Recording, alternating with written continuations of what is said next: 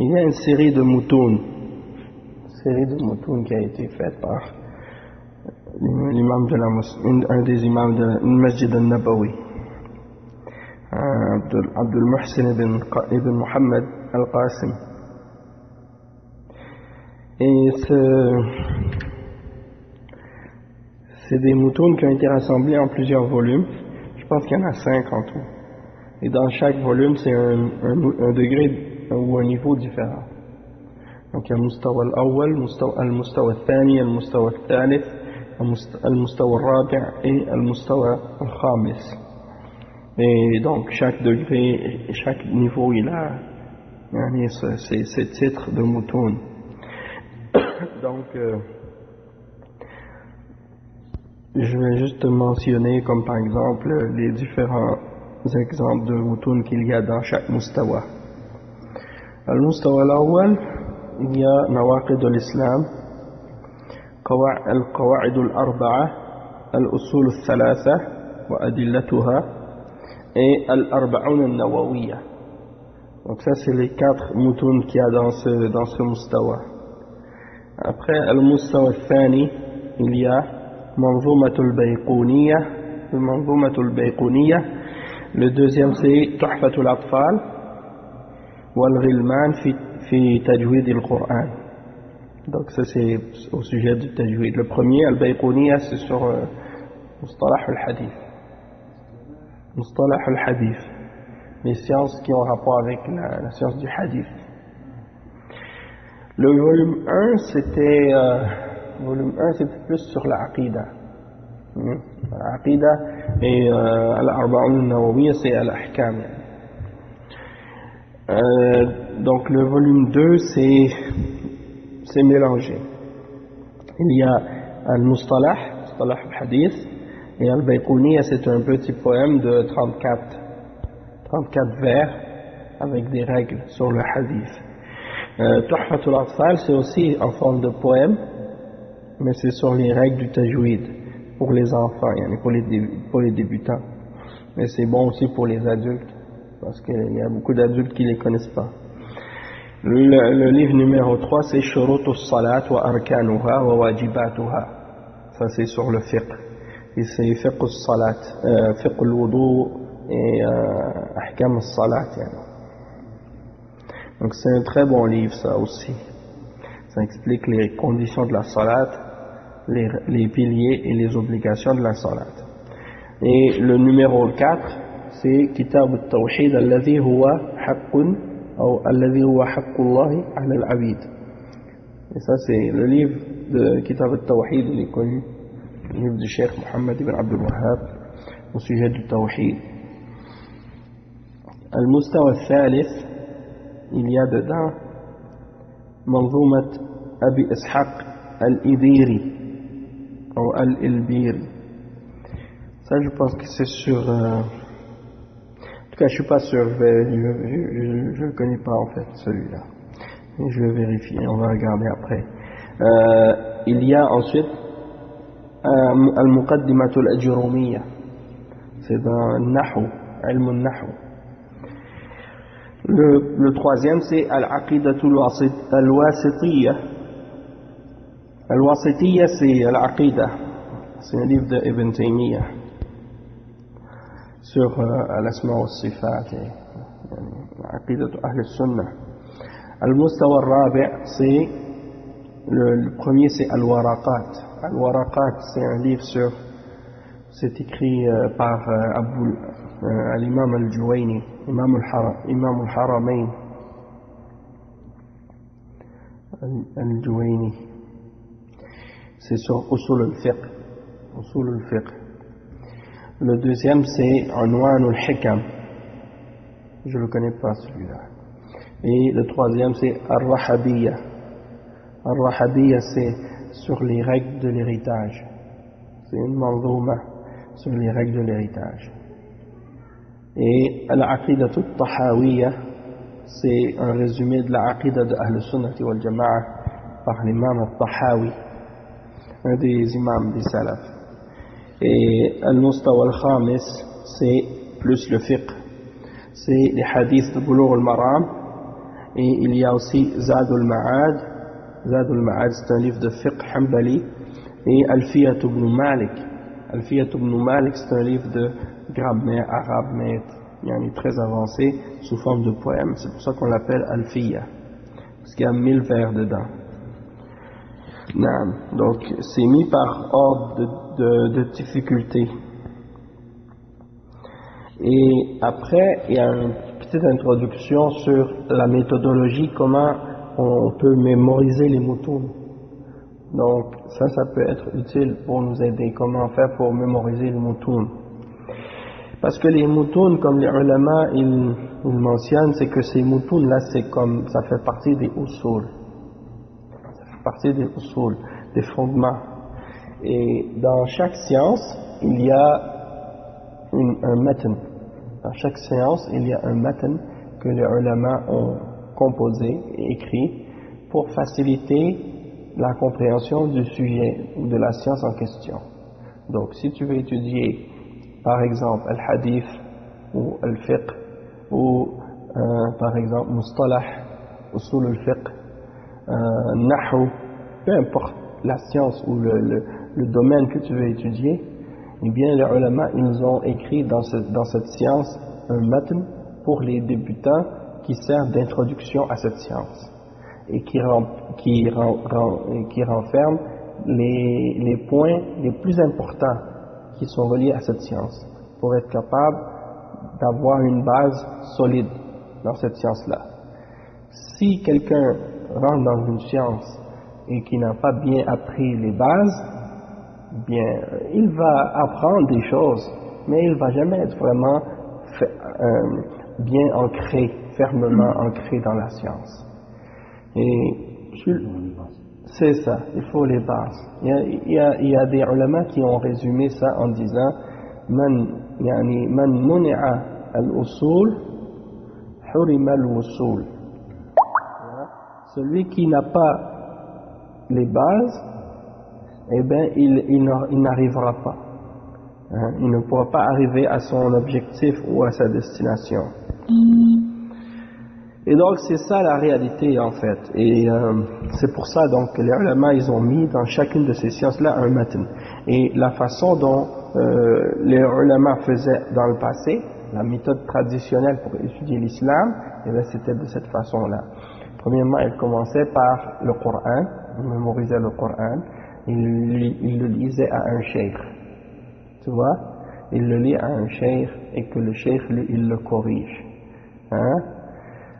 Après, quand il a fini avec le Coran, il passe à al-lugha, al-nahu, il mémorise un matan, comme al-jurumiyya ou quelque chose comme ça, et après il le lit à un cheikh, le cheikh il lui explique, il passe à une autre science. Et c'était comme ça avant. Après il va mémoriser quelque chose dans le hadith, dans l'aqida, et c'était comme ça, ainsi de suite. Après, il passe à quelque chose un niveau, une fois qu'il a fait le tour de ces sciences-là, il a fait le début, il passe à un autre degré. Quelque chose d'un peu plus compliqué maintenant. Et là, il fait la même chose. Il apprend un matan qui est un peu plus compliqué, ou bien le sharh d'un matan, l'explication d'un matan, et là, il avance un petit peu plus. Et le cheikh, il lui explique. Et il le mémorise par cœur. Il le comprend comme il faut et complètement. Après, il passe à un autre. Donc, c'est pour ça qu'avant, les ulama, ils étaient plus forts. Dans le sens qu'aujourd'hui encore, il y a des grands ulama. Mais je veux dire, dans le passé, les ulama étaient plus grands qu'aujourd'hui. Pourquoi? Parce qu'ils avaient cette méthodologie-là et il y avait plus de ulama. Et disons qu'il y avait moins de distractions aussi. Les gens étaient moins occupés par toutes sortes de choses qui nous distraient aujourd'hui à notre époque. D'accord? Et puis bon, Allahu A'lam, ça ne veut pas dire qu'aujourd'hui il ne peut pas y avoir des grands ulama aussi, mais comparé aux premiers, non, c'est pas possible. Mais quand même, alhamdulillah, il y a des possibilités d'étudier et d'apprendre la science. Le problème des jeunes le problème de beaucoup de jeunes aujourd'hui, c'est qu'ils veulent apprendre la science sans suivre cette méthodologie-là et sans prendre les étapes. Et à cause de ça, ils n'obtiennent pas de science. Aussi parce qu'ils veulent prendre la science par eux-mêmes. Ils veulent apprendre tout seuls dans des livres, être des autodidactes. Ou bien prendre des livres, puis lire, puis penser que sans les ulama, ils peuvent comprendre les livres, ou ils peuvent comprendre la science. Et ça, c'est une grave erreur. Et beaucoup tombent dans l'égarement à cause de ça. Quelqu'un, par exemple, il dit « Ah, moi je suis étudiant, j'ai étudié à l'école toute ma vie, je suis intelligent. J'ai étudié en économie ou en sciences, physique, mathématiques. Donc je suis intelligent, je veux prendre les livres d'islam, puis les lire tout seul, puis comprendre comme les ulama. Et peut-être même il pense qu'il va comprendre mieux que les ulama, parce qu'il pense qu'il est plus intelligent qu'eux. Et à cause de ça, il s'égare. Il tombe dans des contradictions et dans des égarements. Il s'égare lui-même, il égare les autres avec lui. Nasallallahu al-afiyah. Donc c'est pour ça que il faut retourner aux ulama de l'islam. Comme si tu veux apprendre la médecine, tu vas aller étudier avec des médecins et des professeurs. Tu ne vas pas aller apprendre comme ça tout seul avec les livres pour devenir docteur ou chirurgien ou architecte ou ingénieur. Tu ne vas pas apprendre tout seul dans les livres. Après tu commences à faire des plans ou à écrire ou à faire des trucs.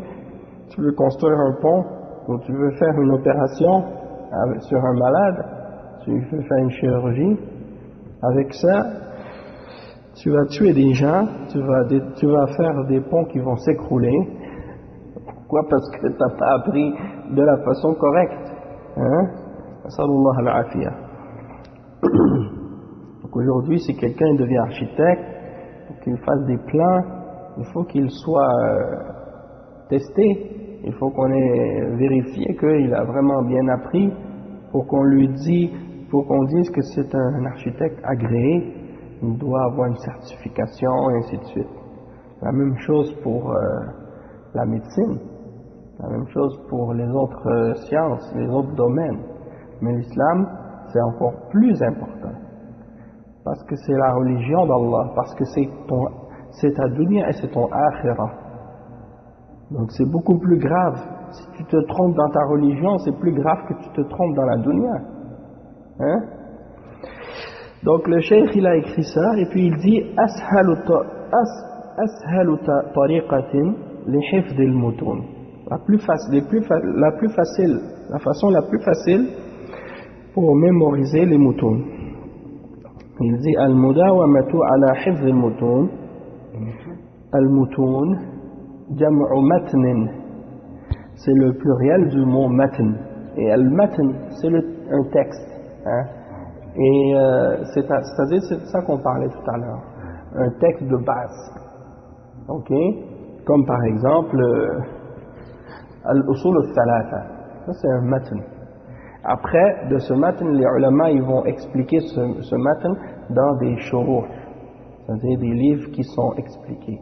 Et il y a qu'est-ce qu'on appelle aussi des nazm ou manzoumat, et ça c'est des matns sous forme de poésie qui facilite la mémorisation de ce matn. Ok?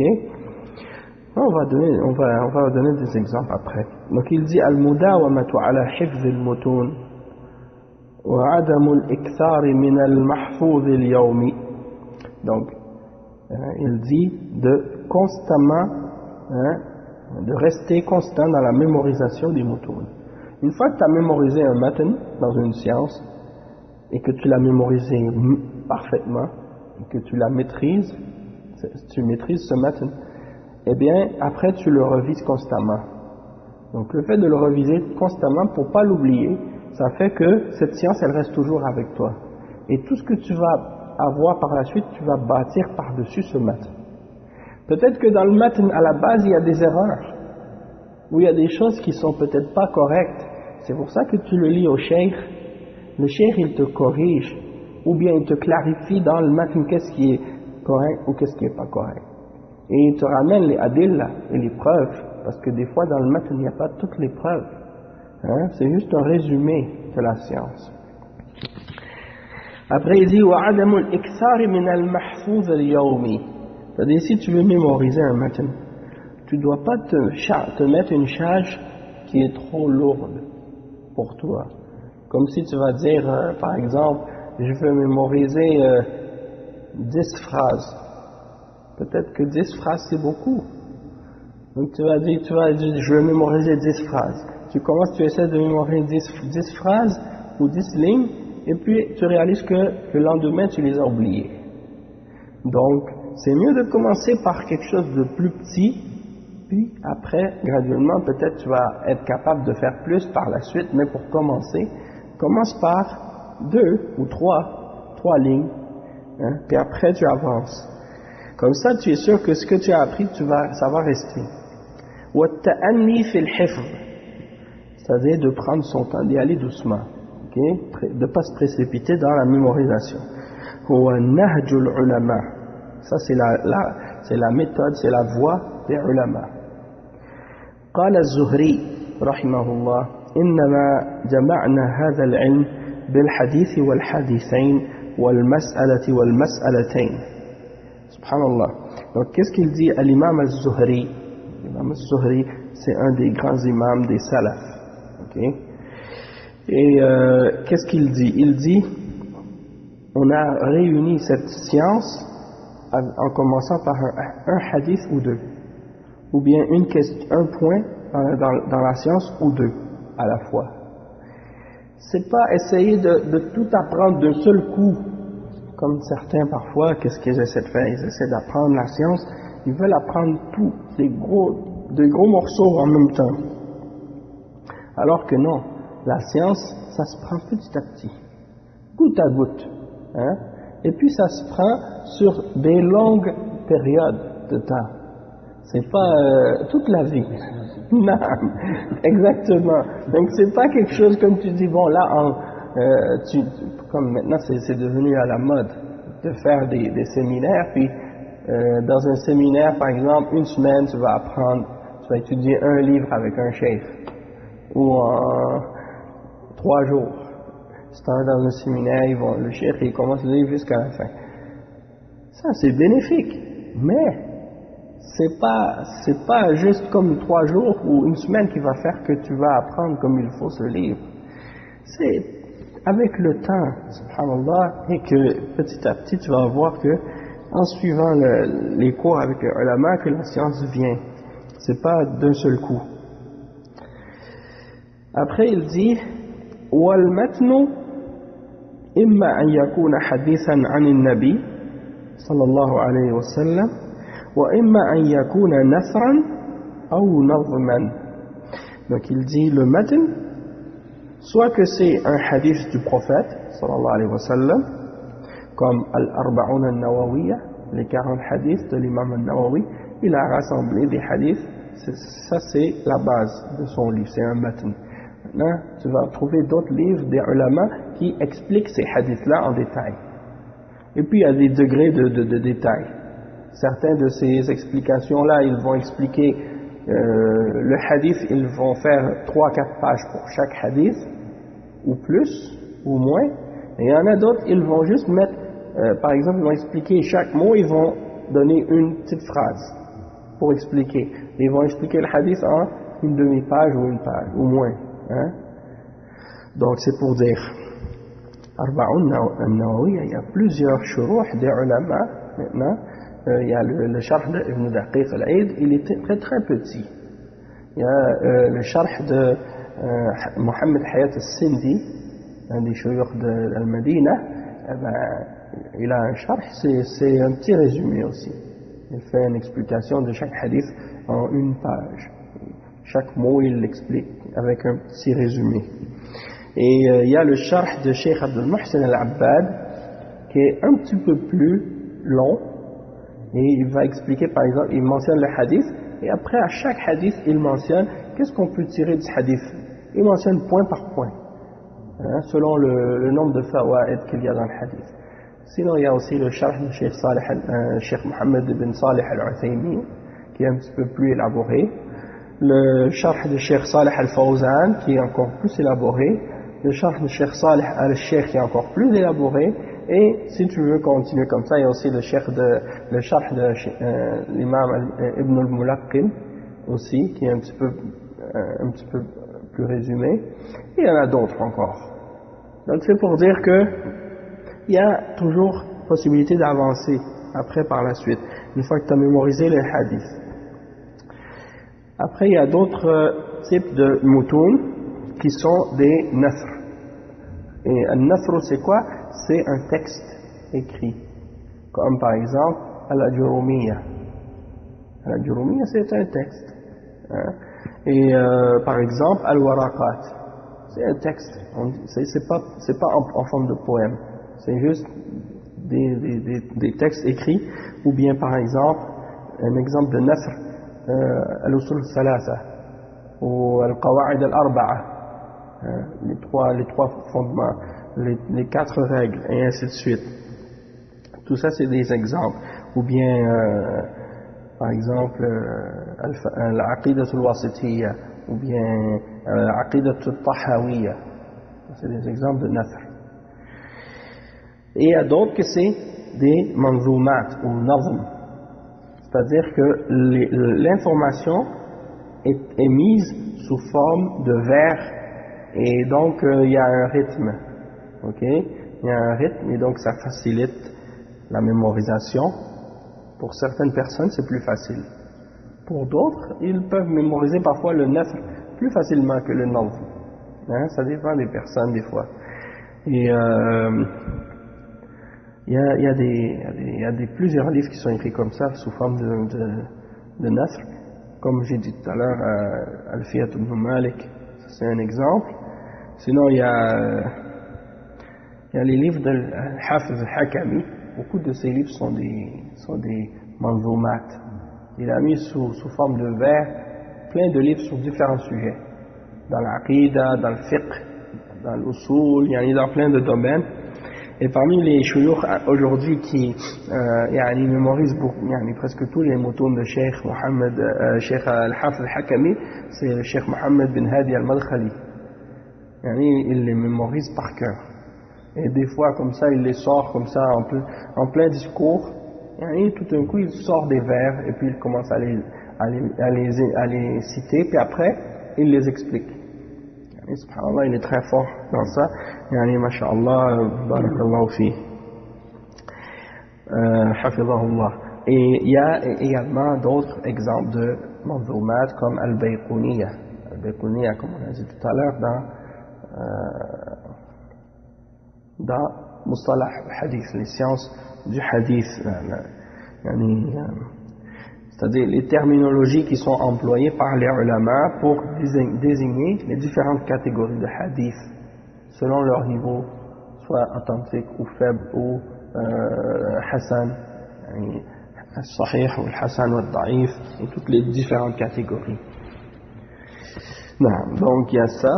Il y a des manzoumat dans Nahu aussi, comme Nazm al-Ajurumiyya, et il y en a dans presque toutes les sciences, usul al-fiqh. Par exemple, al-Waraqat, il a été mis sous forme de vers.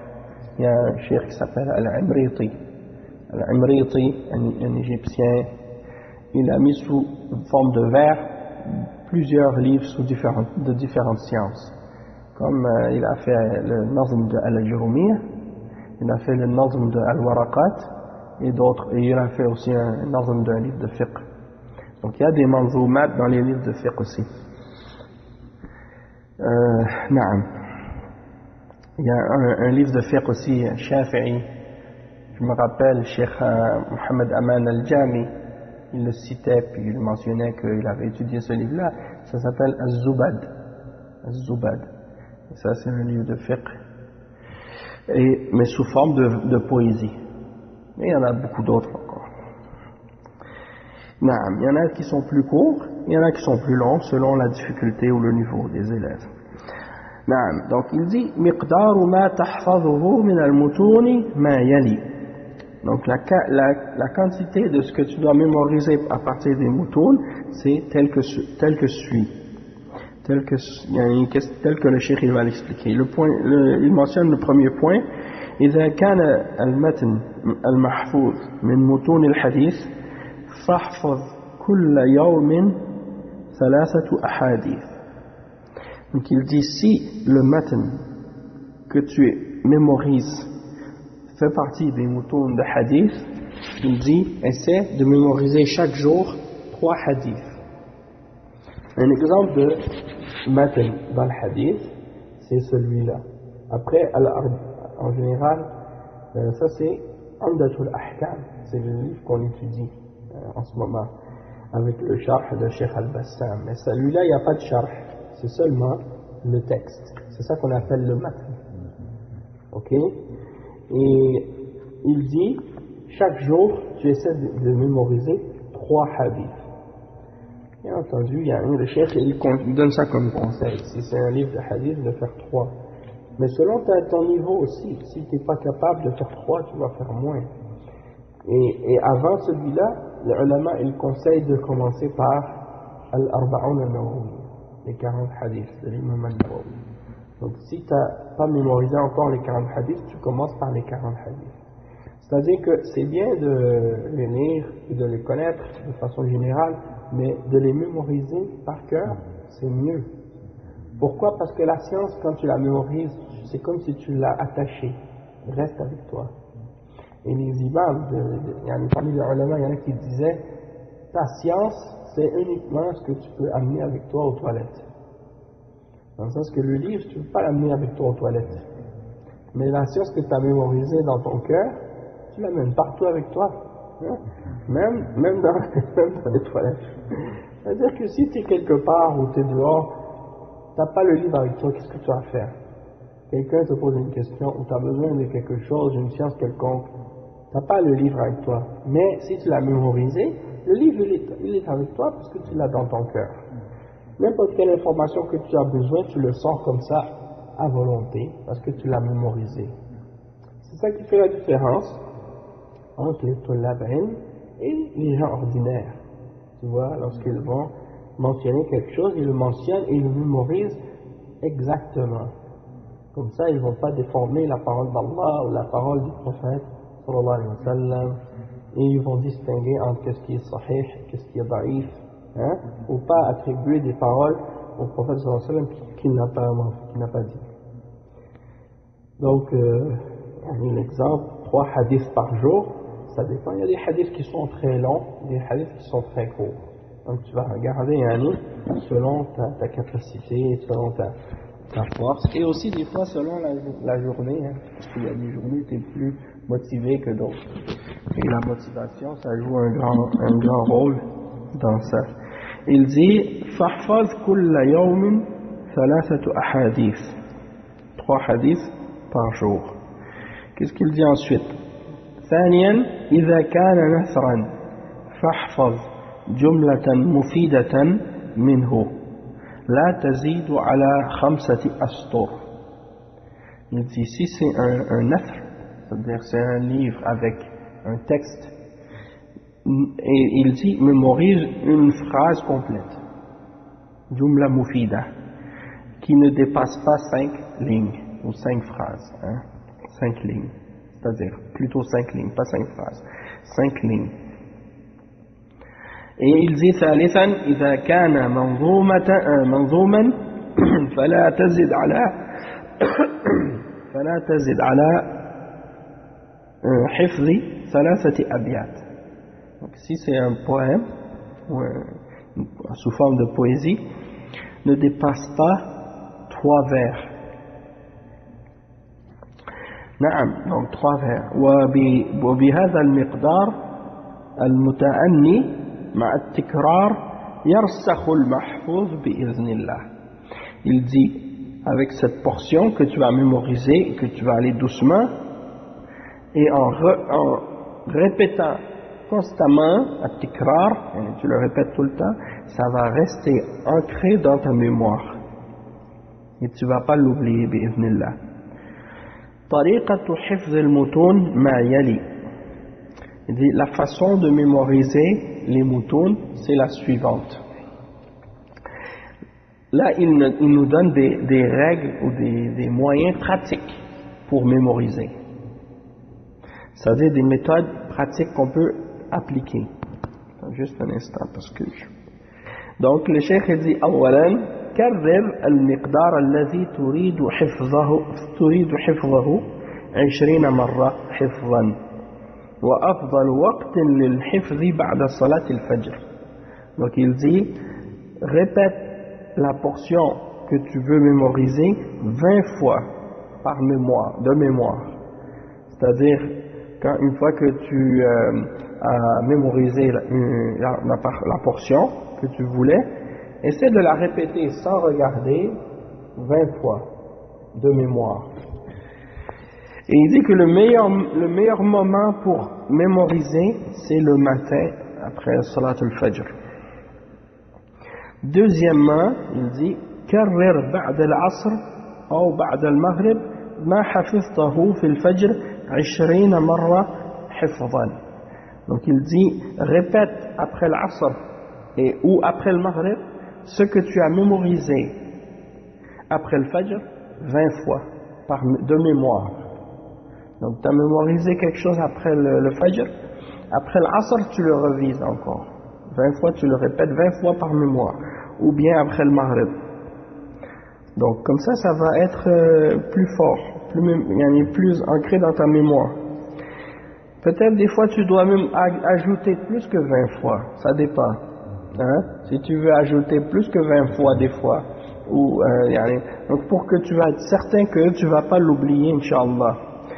Le point numéro 3, من الغد وقبل أن تبدأ في حفظ المقدار الجديد اقرأ ما حفظته أمس 20 مرة حفظا. C'est-à-dire le lendemain, avant de mémoriser ta nouvelle portion, répète ce que tu as, relis ce que tu as mémorisé hier 20 fois de mémoire. D'accord? Donc, comme ça reste, tu le revois encore une fois, tu le revises encore une fois. Et quatrièmement, ثم اقرأ حفظا ما حفظته من أول المتن حتى تصل إلى موطن الحفظ الجديد. Donc il dit quoi?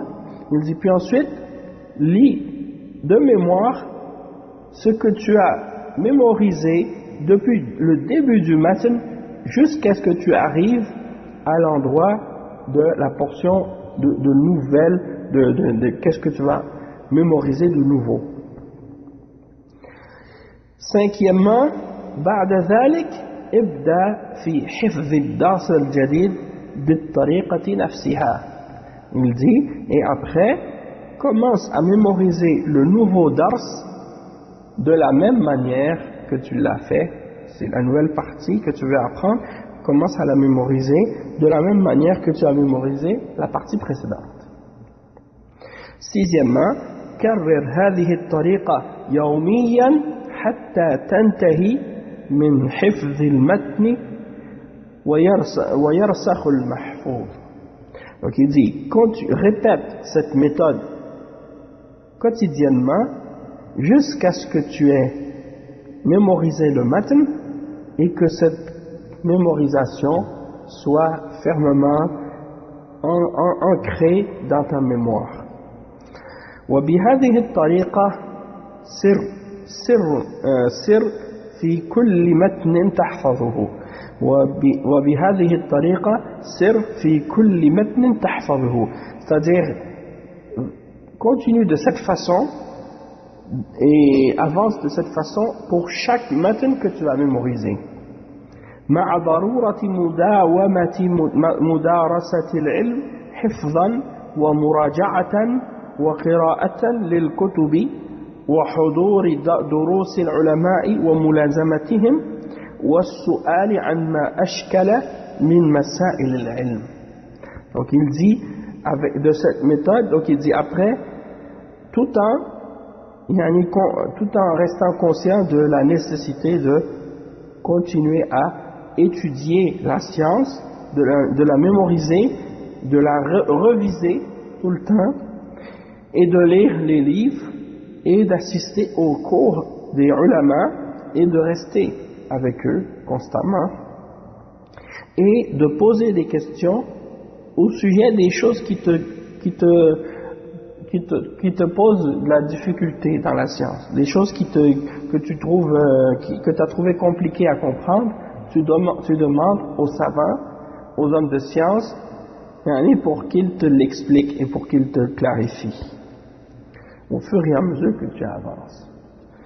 Il y a une chose que je me rappelle, Cheikh Moukbil, il disait dans ses dourous, il disait, avant d'aller à un dars, lis qu'est-ce que tu vas apprendre. Lis le sujet du cours que tu vas apprendre avant d'y aller. Et tu regardes qu'est-ce que tu dois comprendre de ce cours-là. Après, tu assistes au cours. Tu écoutes, tu prends des notes, tu essaies de comprendre, tu poses des questions. Quand tu retournes chez toi, tu reprends le livre et tu le revises encore une fois tout seul. Il dit, celui qui va faire cette méthode, il a dit, celui qui fait ça, il va devenir plus savant que moi. Cheikh Moukbil, il a dit, celui qui fait ça, il va devenir plus savant que moi. Donc, rahimahullah. Le Cheikh, il dit, وَالْحِفْظُ إِنَّمَا هُوَ بِالتِّكْرَارِ وَرُسُوخُ الْمَحْفُوظِ بِكَثْرَةِ تِكْرَارِهِ. Donc, la mémorisation, c'est uniquement par le fait de répéter. Et il dit que le fait que la chose reste dans ta mémoire, c'est selon la quantité de fois que tu le répètes. وَهَذَا دَأْبُ الرَّاسِخِينَ فِي الْعِلْمِ. Et ça, c'est l'habitude des gens qui sont fermement enracinés dans la science. وقد كان أبو إسحاق الشيرازي رحمه الله يعيد مقدار الحفظ 100 مرة. Subhanallah. Donc Abu Ishaq al-Shirazi rahimahullah, un des ulama de fiqh, si je ne me trompe pas, qu'est-ce qu'il dit à son sujet? Il dit que la portion qu'il voulait mémoriser, il la répétait 100 fois. Donc tout à l'heure quand je disais que des fois il ne faut pas se limiter à 20 fois, ben on a un exemple ici. Il le répétait lui une centaine de fois. الكياء الهراس رحمه الله يعيد مقدار الحفظ 70 مرة. وإليك هذه القصة التي تظهر لك أن قلة التكرار سبب سرعة النسيان. Il dit que, là je te mentionne une histoire qui montre que le fait de répéter peu, ça fait que c'est une cause de la rapidité de l'oubli. Le fait de répéter peu, c'est une cause de la rapidité de l'oubli. Qu'est-ce qu'il explique le cheikh? Il dit قال ابن الجوزي رحمه الله وحكى لنا الحسن ابن أبي بكر النيسابوري أن فقيها أعاد الدرس في بيته مرارا كثيرا، فقالت له عجوز في بيته قد والله حفظته أنا، فقال أعيديه، فقالت أعيديه، فقال أعيديه فأعادته. Donc qu'est-ce qu'il dit? Il dit, Ibn al-Jawzi, il a dit, Al-Hassan ibn Abi Bakr al-Naysaburi, il nous a raconté qu'il y avait un faqih qui répétait le dars dans sa maison plusieurs fois. Il répétait le dars plusieurs fois dans sa maison. Il y a une vieille femme dans sa maison, elle a dit, par Allah, moi, je jure que je l'ai appris par cœur. En l'entendant répéter, elle a dit, moi je l'ai appris par cœur. Alors il lui a dit, répète-le alors par mémoire si tu l'as appris par cœur. Alors elle l'a répété.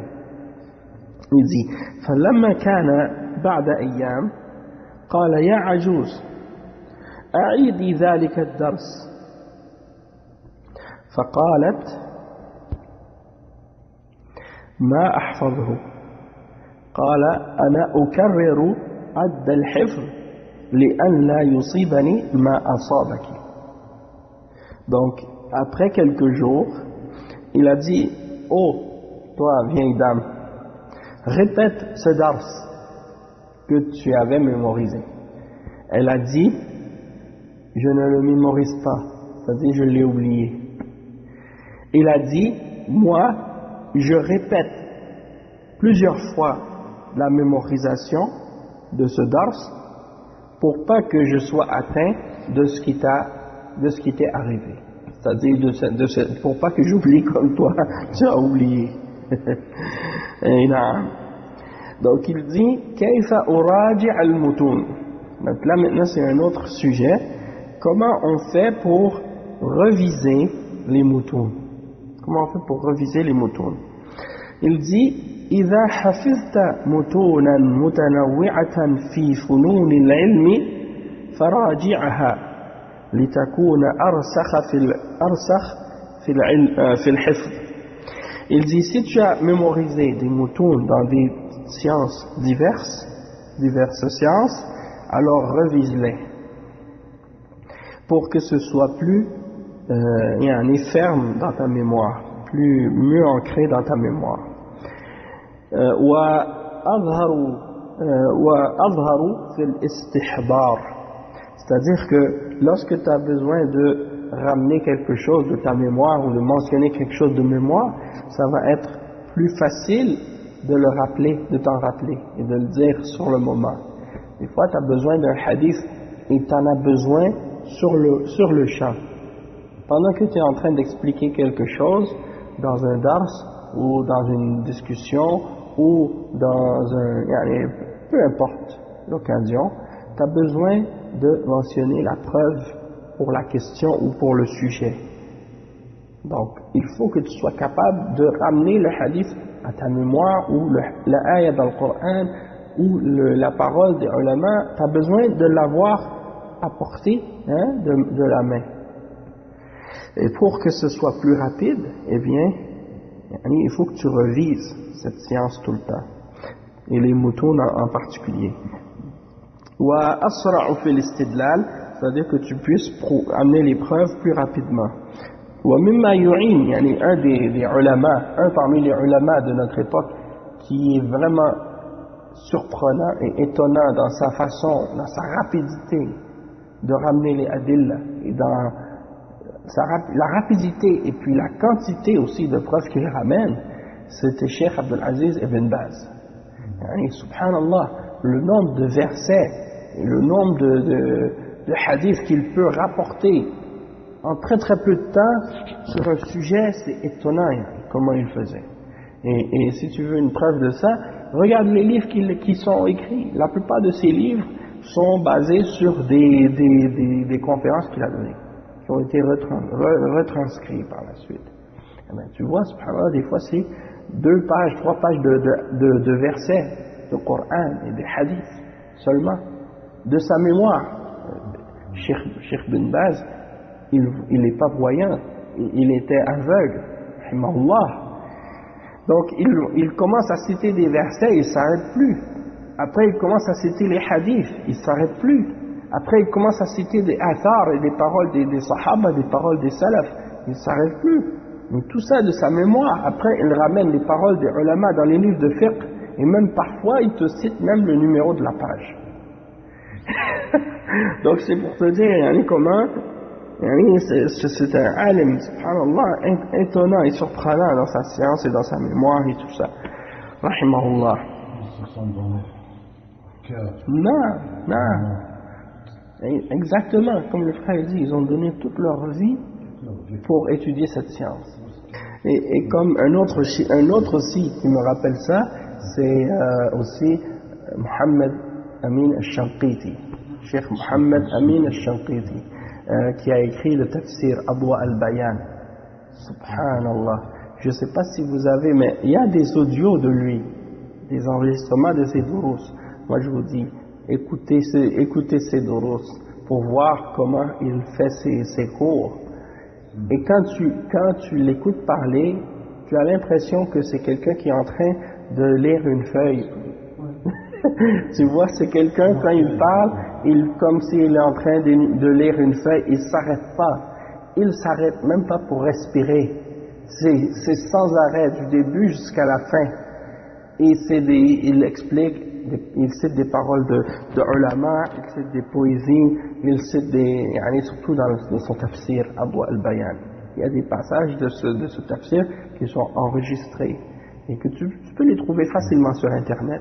Tu écris en arabe, dans la barre de recherche sur Google, tu écris Cheikh Mohammed Amin al-Shanqiti, tafsir durus ou tasjil, écrit. Et qu'est-ce qu'il dit donc? Après avoir mentionné des exemples comme ça, il y a aussi Ibn Taymiyyah. Attends, tu lis les livres d'Ibn Taymiyyah, bon, on n'a pas de cassette ou des audios d'Ibn Taymiyyah, mais quand tu lis ses livres, tu vois sa force. Il cite des ayats sans arrêt. Il a touché à tout, lui. Ah non, il était vraiment fort. Ah oui, non, c'est ça. Tu lis ses livres, c'est Majmou' al-Fatawa et d'autres, tu vois ça, c'est vraiment, masha'Allah, un grand travail qu'il a fait pour la Ummah. Ensuite, il dit وَمِمَّا يُعِينُ عَلَى إِتْقَانِ الْمَحْفُوظ قِرَاءَتُهُ عَلَى غَيْرِكَ حِفْظًا. Il dit, parmi les choses qui t'aident à maîtriser ce que tu as mémorisé, c'est de le lire, de le réciter à quelqu'un de mémoire. Donc tu t'assois avec quelqu'un, puis tu lui lis ce que tu as mémorisé. Ça t'aide à maîtriser ce que tu as mémorisé. Et c'est pour ça que les ulama, comme par exemple, j'ai entendu dans les durus de Cheikh Mohammed bin Hadi et d'autres ulama aussi, qui conseillent que le talib ilm, la personne qui cherche la science, elle se trouve un compagnon dans la science. Quelqu'un avec qui elle va reviser sa science et sa mémorisation. Et donc, elle va s'asseoir avec cette personne et elle va lui lire ce qu'elle a mémorisé et lui va lui lire ce qu'il a mémorisé aussi. Et ils revisent ensemble et ils s'aident dans la science. C'est ça qui est important. Et ça, c'est quelque chose qui est très difficile à trouver ici. C'est-à-dire dans les pays, des pays où les gens ils cherchent pas la science. Parce que les gens, ils ont d'autres choses à faire, ils sont trop occupés des fois. Tu vois, malheureusement. Donc, trouver un compagnon qui va être libre et qui va être capable de donner de son temps, et que toi, tu vas être capable de lui donner de ton temps pour pouvoir reviser la science, ça c'est très très très important.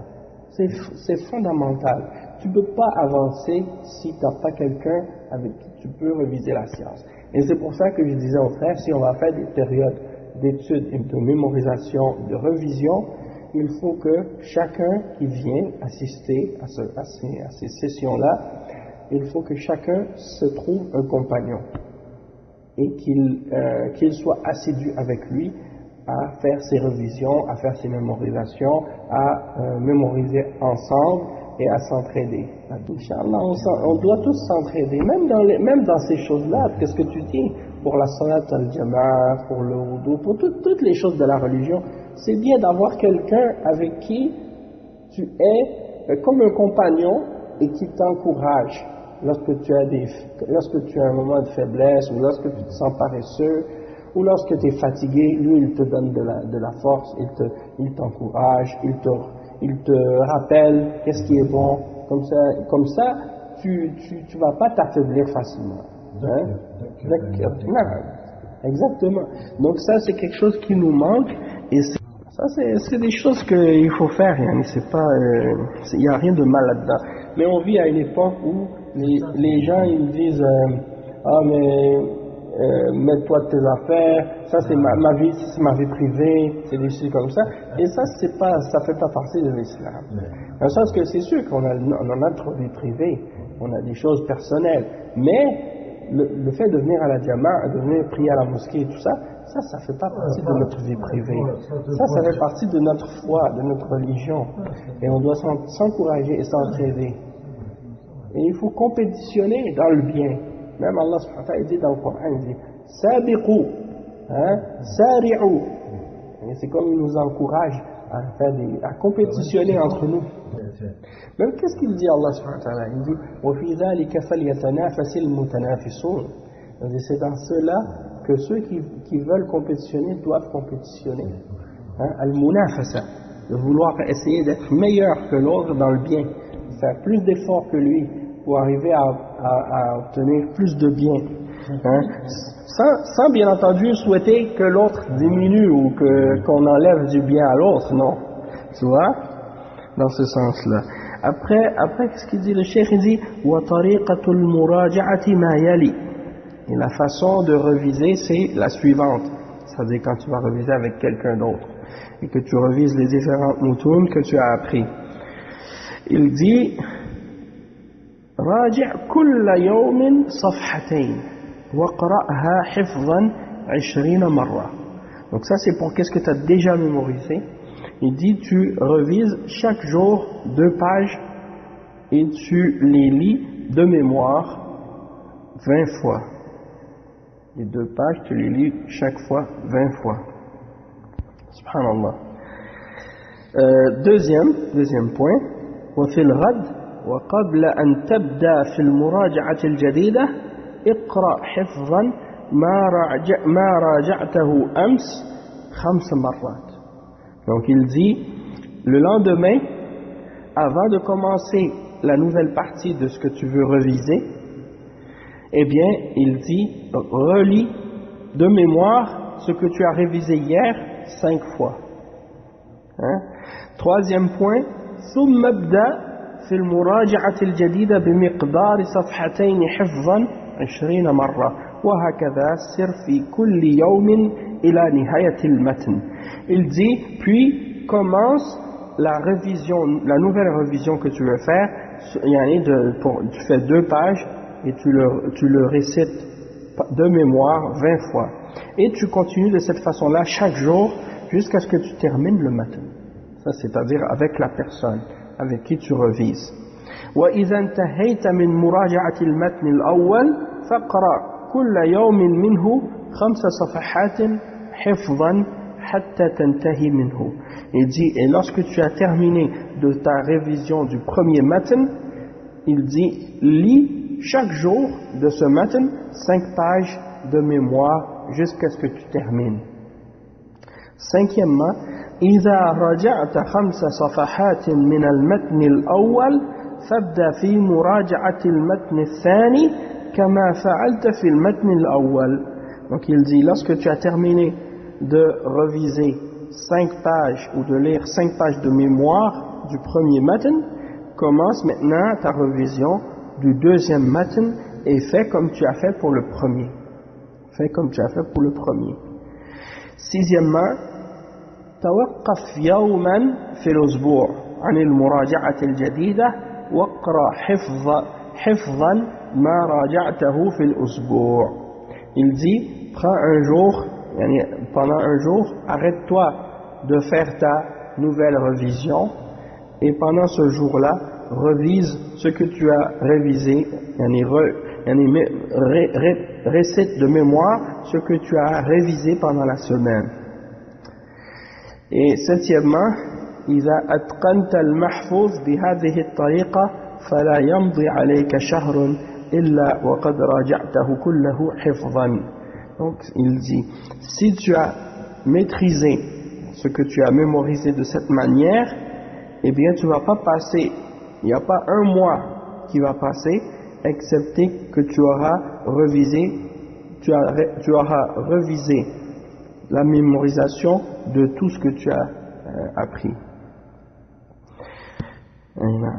Après, qu'est-ce qu'il dit? Donc c'est ça. Ça c'est la fin de qu'est-ce qu'il donne comme explication pour le matin en question. J'ai fait une photo de la page où il y a tous les mutun de Mustawa Awal, Thani, Thalith, Rabi' wal Khamis. Comme ça, je vais pouvoir la mettre sur le groupe. Après, avant de rentrer dans le sujet de ta question, juste pour terminer, non, là-bas sur place. Oui. Donc, avant de rentrer dans ce sujet des études à Médine, c'est certain que d'étudier à Médine, c'est une ni'ma, c'est une ni'ma parce que c'est la ville du prophète, sallallahu alayhi wa sallam, et tu vas prier dans la mosquée du prophète. Et en plus, il y a des ulama là-bas, des grands ulama, de qui tu peux profiter pour étudier la science.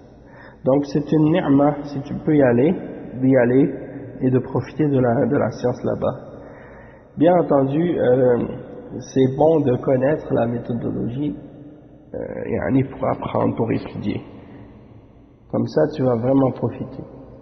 Si tu suis cette méthodologie-là, et en même temps tu suis les cours de l'université avec, en plus, Inch'Allah, tu vas sortir avec un grand bien.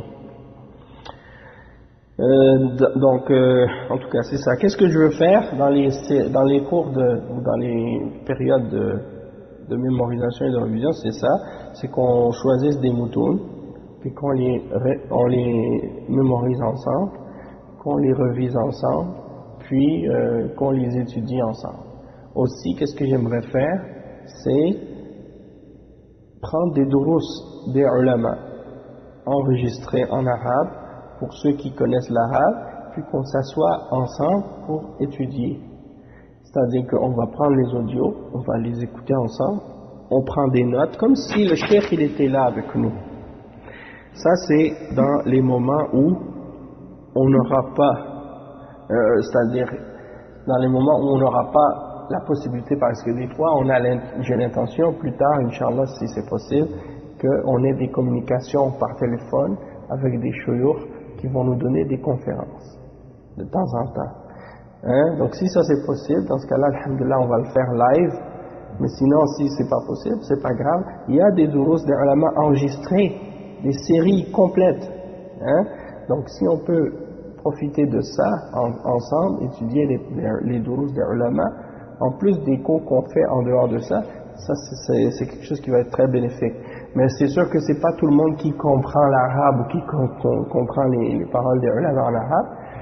Donc pour ceux qui sont plus avancés, qui connaissent un peu l'arabe, ça va être bon. Puis ceux qui sont arabophones, eux, ils vont pouvoir en profiter encore plus, Inch'Allah.